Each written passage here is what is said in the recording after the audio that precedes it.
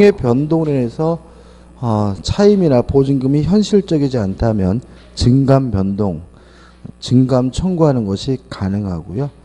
다번에서 부동산 임대인의 법정 담보 물권이 나오는데 A, B, C에서 세 가지로 나와 있지만 실질적으로 두 가지입니다. 토지 임차인이 연체 차임을 이유로 임대인 소유의 건물을 압류하면 그게 뭐냐면 법정 저당권이 되는데 그게 뭐냐면 B번이 되고요. 그 나머지 A하고 C는 함께 기억하시면 돼요. 연체 차임 등을 이유로 동산이나 과실을 압류하면 그게 뭐가 되냐면 법정 질권이 됩니다. 그 다음에 라벌 해가지고 이게 차임액을 지급하지 않으면 임대차 계약을 해지할 수 있다. 이기 요걸 좀 주의하셔야 되는데 월세면 2달치고 연세면 2년치가 되겠죠. 그 말은 꼭 2달치는 아니기 때문에 2월의 차임 그럼 뭐죠? X가 되고 이기라는 거 기억해 두시면 되고요. 우측에 2번 임차인의 보관 의무 해가지고 선량한 관리자로서 보관해 줘야 되는데 언제까지 선관주의 의무를 부담하냐면 임대 목적물을 반환할 때까지 선관주의 의무를 부담하고요. 3번 무단으로 양도나 전대할 수가 없고요.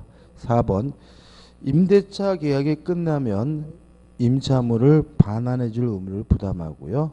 5번 임차인이 여러 명이면 이러한 의무를 연대해서 부담한다는 것까지 기억해 두시면 됩니다. 그 다음에 6번 임차권의 양도와 전대해가지고 내용이 나오는데 일단 기본적인 전제는 임차권을 양도하거나 전대하려면 임대인으로부터 동의가 필요하다.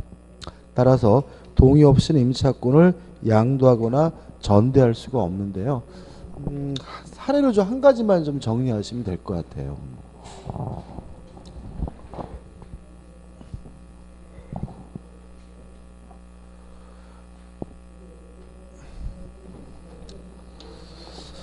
뭐냐면 동의 없이 임차권을 양도하거나 전대한 경우를 말하고요.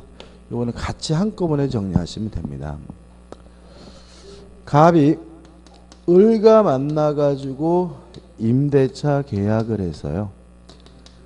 갑이 임대인이고 을이 임차인인데 을이 만약에 자신의 임차권을 병에게 양도하거나 병에게 전대하려면 임대인으로부터 동의를 받아야 되는데 동의를 안 받았다. 요거 하나만 좀 염려하면 되는데요.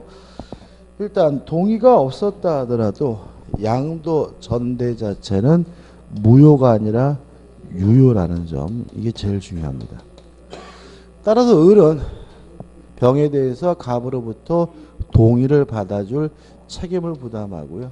동의를 받아주지 못한다면 담보 책임이나 채무불이행 책임을 져야 된다는 의미에서 양도 전대 자체는 무효가 아니라 유효고요. 다만 병은 자신의 권리를 갑에게 주장할 수는 없으므로 첫째, 갑은 자신의 소유권을 이유로 병에게 반환을 청구하는 것이 가능하다. 항상 조심할 것은 뭐냐 하면 갑이 병에게 직접 바로 손해배상을 청구할 수 있느냐, 요 문제에 대해서 우리 판례는 갑이 원래 임대차 계약을 해지하지 않고 있는 상태라면 병에게 손해배상을 청구할 수는 없다라고 판시하고 있다는 거 꼭 기억해 두셔야 되고요. 마지막으로 동의 없이 임차인이 임차권을 양도에 전대하게 되면 갑은 을과의 임대차 계약을 해지하는 것이 가능합니다. 간단히 정리하면 되겠죠. 첫째, 동의 없이 양도 전대하면 임대인은 임대차 계약을 해지할 수가 있다. 주의하실 것은 동의가 없었다 하더라도 양도 전대 계약 자체는 무효가 아니라 유효하다. 임대인은 병에게 소유권을 이유로 반환 청구하는 것이 가능하지만 원래 임대차 계약을 해지하지 않고 있는 상태라면 병에게 손해배상을 청구할 수 없다는 것까지 간단하게 정리해 두시기 바랍니다. 끝입니다.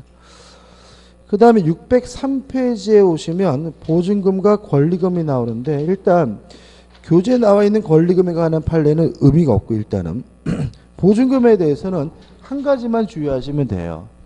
월세를 보증금에서 깔지 말지는 임대인 마음이다. 따라서 임차인이 임대인에게 연체 차임을 보증금에서 까달라고 공제해달라고 요구할 수는 없다. 요거 하나만 주의하시면 됩니다. 그 다음에 604페이지 오시면 임대차의 종료해가지고 종료 원인에서 1. 존속기간이 만료가 되면 종료가 되고요. 2. 해지 통고가 가능한데 해지 통고는 아까 했던 것처럼 존속기간에 약정이 없으면 언제든 자유롭게 해지 통고할 수 있는데 임대인이 하면 6개월, 임차인이 하면 1월 지나면 임차권이 소멸된다는 거 꼭 기억해 두시고요. 그 다음 우측에 3번 해가지고 해지 사유가 나오는 총 5가지면 실제로는 4가지거든요. 일단 가와 나는 임대인이 하는 해제, 임차인이 하는 해제입니다. 가, 임대인의 보존행위로 임차인이 임대차 계약의 목적을 달성할 수 없으면 임차인은 임대차 계약을 해지할 수가 있고요. 나, 과실 없이 일부가 멸실됐는데 그 멸실로 인해서 목적을 달성하지 못하는 경우에는 임차인은 임대차 계약을 해지할 수가 있습니다. 그 다음에 다와 라는 임대인이 하는 해지입니다. 다 임차인이 아이고 오타네. 맞네 그죠? 임대인의 동의 없이 임차인이 임차권 양도 전대하면 임대인이 해지할 수가 있고요. 라 임차인이 차임을 이익이 달하도록 지급하지 않으면 임대인이 임대차 계약을 해지할 수 있습니다. 요 4가지 사유가 있으면 임대차 계약은 즉시 종료되게 됩니다. 종료 효과 읽어보시고 임대차에 관한 민법 규정은 다 편면적 강행 규정인데 다시 말씀드리지만 비용 상한 청구권에 관한 민법 규정만은 임의 규정이므로 특약으로 배제할 수 있다는 거 꼭 기억해 두시기 바랍니다. 끝입니다. 그 다음 넘겨보시면 이제 도급이 나오죠. 일단 도급의 개념은 일의 완성을 요건으로 보수를 지급하기로 하는 계약이 도급입니다. 도급의 효력에서 1번 도급인의 의무해가지고 보수 지급 의무가 나오는데 언제 보수를 지급해야 되느냐 해서 1. 목적물의 인도와 동시에 지급해야 되는 것이 원칙이고요. 만약에 인도할 필요가 없는 경우에는 완성 후에 지체 없이 지급해야 된다는 거 기억해 두시면 되고요. 그 다음에 2번 수급인의 의무에서 일을 완성할 의무가 있고요. 또 완성한 결과가 물건이면 목적물을 인도해 줄 의무가 있다는 거 기억해 두시기 바랍니다. 그 다음 주의하실 것이 뭐냐면 노력과 출제 및 특약인데 이게 우리 상식과 원칙과 예외가 다릅니다. 일단 원칙은 수급인이 소유권을 갖습니다. 다만 재료나 비용을 도급인이 한 경우에는 그때는 예외적으로 도급인이 소유권을 갖게 됩니다. 그러니까 우리 일반적으로 원칙이 도급인이 소유권을 갖는다라고 생각하기 쉬운데 우리 민법이 일단 뭐죠? 수급인이 소유권을 갖는 것이 원칙이고요. 다만 예외적으로 누가요? 도급인이 소유권을 갖는 경우가 있다. 이 원칙과 예외를 좀 바꿔서 이해된다는 거 기억해 두시기 바랍니다. 그 다음 우측에 3번 수급인의 담보 책임이고요. 여기서 시험 문제를 잘 냅니다. 일단 담보 책임의 성질은 매매 마찬가지로 무과실 책임이다. 따라서 수급인에게 아무런 고의 과실이 없더라도 담보 책임을 부담해야 되고요. 2번 담보 책임의 내용에 가지고 1번 하자 보수 청구권 해가지고 수리해달라고 뭐 할 수 있냐면 청구할 수가 있고요. 그 다음에 2번 손해배상을 청구할 수가 있는데 물론 손해배상은 이행이익배상이고요. 또 원래 채권이 동시행관계면 손해배상 채권도 동시행관계이므로 도급계약에 의한 손해배상 청구권도 동시이행관계라는 거 기억해 두시기 바라고요. 그 다음에 3번 해가지고 도급인의 계약의 해제권이 나와고 있는데 채무불이행과 비슷합니다. 그래서 만약에 하자로 인해서 목적을 달성할 수 없을 때에는 추후에 완성이 가능하다면 최고를 하고 계약을 해제해야 되고요. 추후에 완성이 불가능하다면 최고 없이 바로 계약을 해제할 수가 있다는 거 주의하시기 바라고요.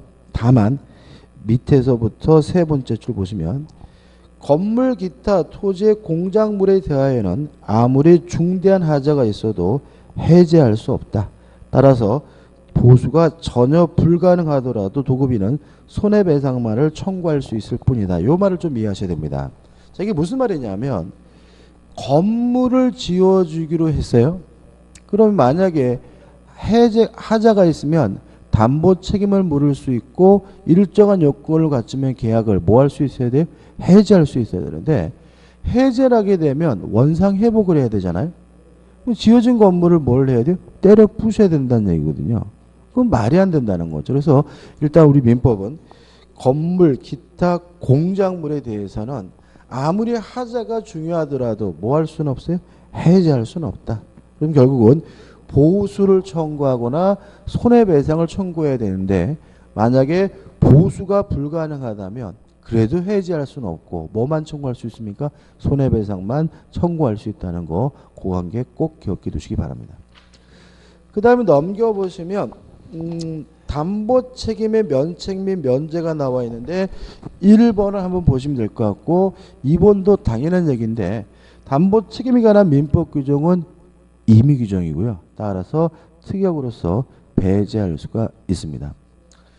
그 다음에 존속기간, 제적기간의 제한이 있습니다. 원칙에서 1번 인도받은 날로부터 1년이고요.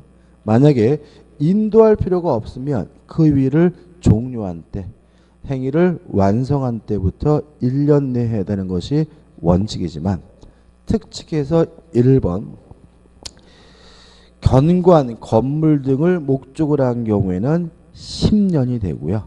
그 다음에 2번 해가지고 이러한 건물 등의 하자로 인해서 목조물이 멸실 훼손된 때는 그 훼손된 때부터 1년 내에만 행사할 수 있다는 거 주의하시면 되는데 일단은 우리가 그냥 크게 기억하면 되기 때문에 일단 존속기간은 인도받은 날 또는 종료한 날로부터 1년이고 건물 등에 관한 하자의 경우에는 10년이다. 이렇게만 세 가지만 기억해 두시면 됩니다. 그 다음에 도급의 종료해가지고 1. 완성 전에는 도급인이 손해를 배상하고 계약을 해지할 수 있다는 거 기억해 두시고 우측 2번 도급인이 파산 선고를 받은 경우에도 계약을 해지할 수 있는데 마지막 거는 큰 의미는 없습니다. 기본 확인 문제죠. 도급에 관한 설명을 옳지 않은 것인데 1번 하자가 중요한 경우 하자 보수에 가름하는 손해배상의 액수는 목적물의 완성시를 기준으로 산정해야 한다. X입니다. 실제로 이게 좀 애매하긴 한데 일단 모든 손해배상은 이행이익배상입니다. 그래서 만약에 목적물의 완성시를 기준으로 한다면 이행이익이 산출될 수가 없기 때문에 1번은 뭐죠? X가 되고요. 2번 완성된 건물입니다. 건물의 하자로 계약의 목적을 달성할 수 없게 된 경우에는 계약을 뭐 할 수는 없죠? 해지할 수는 없다. 그 다음에 3번 일의 완성에 관한 증명 책임은 보수의 지급을 구하는 물론 수급인에게 있을 것이고요. 4번 공사 도급계약상 도급인의 지체 상금 채권과 수급인의 공사 대금 채권은 특별한 사정이 없는 한 동시 이행 관계 있지 않다는 것도 따로 하나 좀 기억해 두셨으면 좋겠어요. 5번 수급인이 자기의 노력과 재료를 들여 신축한 건물의 소유권을 도급인에 기속시키기로 합의하였다면 그때는 예외적으로 그 소유권은 도급인에게 기속된다는 것도 기억해 두시기 바랍니다. 답은 1번이죠. 넘기셔가지고 위임입니다. 일단 위임이라는 것은 타인의 사물을 처리해 주기로 하는 계약을 말하고요. 법적 성질 원칙은 무상이지만 특약으로 유상으로 할 수 있다는 정도는 일단 기억해 두시기 바라고 2번 위임에 효력해 가지고 1번 수임인의 의무가 나오는데 위임 사무를 처리해야 될 의무가 있고요. 갑은 이러한 위임 사무를 처리할 때는 선량한 관리자로서의 주의 의무를 부담하고요. 나번 수임인의 복인권의 제한은 임의 내린이라고 생각해서 접근하면 됩니다. 원칙적으로 복대는 선임할 수가 없으나 위임인의 승낙이나 부득이한 사유가 있어야지만 제3자에게 사무를 처리할 수 있도록 할 수가 있다는 거 기억해 두시고요. 그 다음 우측에 보시면 위임 사무 처리에 부수한 의무해 가지고 보고 의무가 있다. 사무를 처리하는 과정 중에서 취득한 물건이 있다면 인도 또는 이전해 줄 의무가 있고요. 그 다음에 다번해 가지고 금전을 소비한 때는 손해배상 등을 해줘야 된다까지입니다. 2번 수임인의 관리해 가지고 1번 수임인의 보수 청구권인데 원칙이 무상이라는 거 꼭 기억해 두시기 바라고, 그 다음에 2번 보수는 후급으로 청구할 수가 있다는 정도가 좀 기억해 두시면 돼요. 아무튼 원칙이 무상이고 특이하게 있어야 비로소 뭘 청구할 수 있죠? 보수를 청구할 수가 있습니다. 2번 수임인의 비용 상급 청구권이 나오죠. 한번 읽어볼게요. 위임 사무의 처리의 비용을 요하는 때에는 위임인은 수임인의 청구에 의하여 이를 성급하여야 한다. 이렇게 나와있죠. 그러니까 이게 무슨 말이냐면 비용은 나중에 사후에 정산하는 것이 원칙이 아니라 먼저 줘야 되는 것이 원칙입니다. 왜 그러냐면은 이 위임이 무상이 원칙이기 때문에 그렇습니다. 따라서 타인의 사무를 처리하고자 할 때 원칙이 뭐죠? 일을 하고 나서 보수를 받는 게 아니라 비용을 받는 것이 아니라 먼저 비용을 달라고 뭐 할 수 있어요? 청구할 수 있다는 거 기억해 두시기 바라고요. 3번 비용 청구할 수가 있고요. 또 채무 대변제 청구권, 담보 제공 청구권, 손해배상 청구권 등이 인정되는데 넘겨보시면 내용이 나오지만 그건 큰 틀만 보시면 됩니다.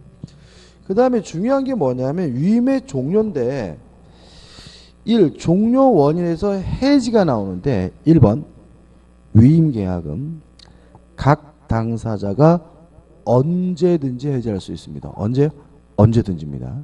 따라서 수임인도 언제든지 청구할 수 있고요. 해지할 수 있고 위임인도 언제든지 해지할 수가 있는데 특히 주의하실 것은 동그라미 2번이죠. 당사자 일방이 부득이한 사유 없이 상대방이 불리한 시기에 계약을 해지하는 때에는 그 손해를 배상하여야 한다라고 되어 있죠. 따라서 결과적으로 상대방의 불리한 시기에도 계약을 해지하는 것이 가능하고요. 다만 그때는 뭘 해주면 되는 거죠? 손해를 배상해주면 됩니다. 보통 이런 식으로 질문이 나오겠죠. 상대방이 불리한 시기의 경우에는 위임계약을 해지할 수 없다 그러면 뭐죠? X입니다. 해지할 수 있고요. 다만 뭐만 해주면 되죠? 손해만 배상해주면 되는 거죠. 그 다음에 하단에 2번 위임 종료 시 특칙해가지고 긴급 처리 나와 있고 우측에 대항 요건 해가지고 종료했다는 사유는 상대방에게 통지하거나 이를 안때가 아니면 상대방에게 대항하지 못한다는 것도 간단하게 기억해 두시면 됩니다. 우측 기본학위 문제죠.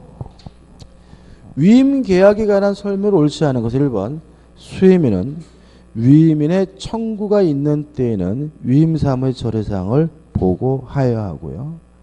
2번 무상 이임의 경우에도 수임인은 선량한 관리자의 주의로 위임 사무를 처리해야 하고요. 3번 수임인은 위임 사무를 완료한 후가 아니면 위임 사무 처리 비용을 청구할 수 없다는 질문은 X입니다. 뭐가 원칙이죠? 비용은 선급이 원칙이므로 답은 3번이 되는 거죠. 4번 수임인은 위임인의 승낙이나 부득이한 사유가 없이는 제3자로 하여금 자기 가름의 이임 사무를 처리하게 할 수는 없고요. 5번 수임인은 위임 사무의 처리를 위하여 받은 금전을 위임인에게 인도하여야 하며 특별한 사정이 없는 한 그 반환 범위는 위임 종료시를 기준으로 정한다는 것도 맞는 질문이에요. 답은 뭐죠? 3번이 됩니다. 그 다음에 넘겨보시면 부당이득이 나오죠. 이건 한번 쭉 읽어볼 내용입니다. 개념 뭐였죠? 원인 없이 갖게 되는 이득을 부당이득이고요. 부당이득인 원칙적으로 돌려주되 불법 원인급여인 경우에는 반환받지 못한다 정도만 생각해 보시면 되고요. 그 다음에 넘겨보시면 618페이지에 뭐가 나오냐면 불법 행위가 나오는데 이것도 뭐 간단하게 개념은 뭐죠? 고의 또는 과실로 타인에게 손해를 입히는 것이 불법 행위입니다. 따라서 불법 행위가 성립되기 위해서 1번 고의 또는 과실이 있어야 된다. 끝이고요. 그 다음에 우측에 보시면 2번에서 그 불법 행위자에게 뭐가 필요하죠? 책임 능력이 필요하다. 그 다음에 3번 위법성이 있어야 되고요. 넘겨보시면 그 행위가 정당방위거나 긴급 피난이면 위법성이 조각되기 때문에 굳이 책임을 질 필요는 없다는 거 기억해 두시기 바라고요. 그 다음에 4번 손해가 발생해야 합니다. 2절 민법상 특수불법 행위가 나오는데요.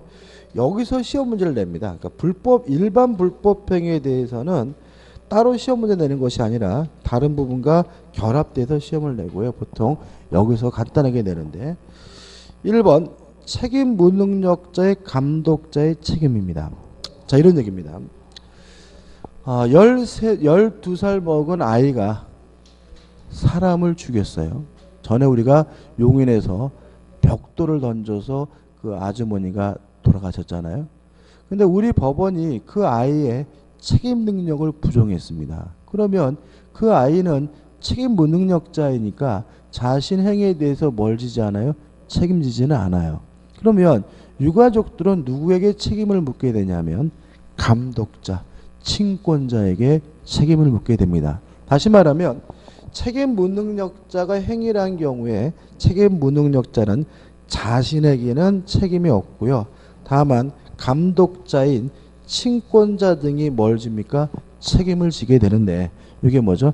책임 무능력자의 감독자 책임이라고 하고요. 그 밑에서부터 네 번째 줄 보시면 이런 얘기죠. 다만 감독 의무를 게을리하지 아니한 경우에는 그러하지 아니한다. 이게 무슨 말이냐면 만약에 감독자가 책임을 면하려면 자신이 아무런 감독에 대해서 과실이 없다는 사실을 뭘 해야 돼요? 입증을 해야 된다는 얘기입니다. 다시 말하면 피해자는 입증 안 해도 돼요. 다시 말하면 그 아이가 벽돌을 다쳐서 그분이 돌아가셨고 그 아이에게 책임 능력이 부정된다면 감독자인 친권자는 당연히 뭘 줘야 돼요? 책임을 져야 되고 피해자들은 그 감독자의 무엇을 입증할 필요는 없는 거죠? 고의나 과실을 입증할 필요는 없습니다. 책임을 면하려면 누가요? 친권자 측에서 아무런 감독 관리상의 가실이 없다는 사실을 입증해야지만 책임을 면할 수 있다. 이런 취지가 되는 거니까 좀 생각해 보시기 바라고요. 그 다음 우측에 2번 해가지고 사용자 책임은 뭐죠? 피용자가 직원이 제3자에게 손해를 끼쳤다면 누가 책임을 집니까? 사용자가 책임을 져야 되고요. 만약에 책임을 면하려면 사용자는 자신에게 과실이 없다는 사실을 뭘 해야 돼요? 입증을 해야 되는 내용이 나중에 한번 보시면 될 것 같고 3번 공작물 등의 점유자 소유자의 책임이 나오는데 일단 공작물의 하자로 인해서 손해가 발생하면 1차적으로는 소유자가 1차적으로는 점유자가 책임을 집니다. 누가요? 점유자가. 만약에 점유자에게 아무런 고의 과실이 없다면 그때는 누가 책임을 지냐면 소유자가 책임을 집니다. 간단하게 공작물 등의 하자로 손해가 발생했다면 1차적으로는 점유자가 책임을 지고요. 점유자가 주의 의무를 다 기울였다면 2차적으로는 누가요?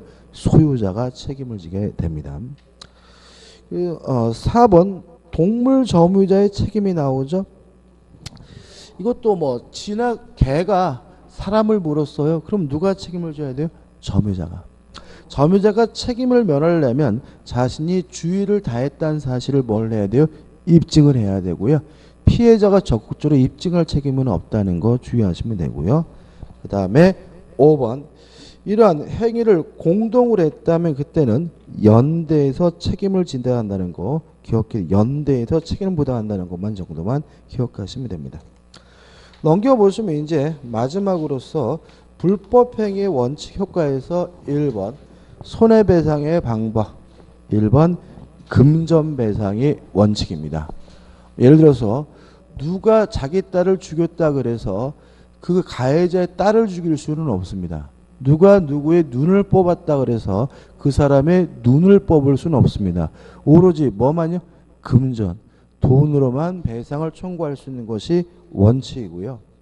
또 돈을 배상할 때는 1번 일시금 배상해가지고 한꺼번에 몽창 받는 것이 원칙입니다. 다만 예외적으로 정기금 매달 얼마씩 받는 거 인정될 수 있다는 거 기억해 두시기 바라고요. 2번 명예훼손의 경우에 특칙이 나오는데 명예훼손에 대해서도 불법행위를 원인으로 손해배상을 청구할 수가 있는데 주의하실 점 밑에서 두 번째 줄 명예회복의 적당한 처분에 사제 광고를 포함시키는 헌법에 위반된다라고 판시하고 있습니다. 따라서 법원은 사제 광고를 명할 수는 없습니다. 뭐는 할 수 없다고요? 사제 광고. 그 다음에 3번에서 위자료 등의 정신적 손해에 대해서도 배상을 청구할 수가 있다 정도죠. 그 다음에 손해배상 청구해가지고 손해배상 청구권자는 피해자인데 자연일 수도 있고 법인일 수도 있고요. 또 2번 손해배상 청구권은 또 일종의 재산권이기 때문에 양도할 수 있고 상고할 수가 있는데 주의하실 것은 2번 고의의 불법행위로 인한 손해배상 채권을 수동채권으로 하여 상계하지는 못합니다. 이게 무슨 말이냐면 이런 거 안 된다는 거죠. 누가 저를 때려가지고 제가 500만 원의 손해배상 받을 채권이 있어요. 야, 돈 없어? 그럼 내가 너 500만 원어치만 때릴게. 이런 건 안 된다. 이해되시죠? 그죠? 다시 말하면 깔 수 없다는 의미가 되고요.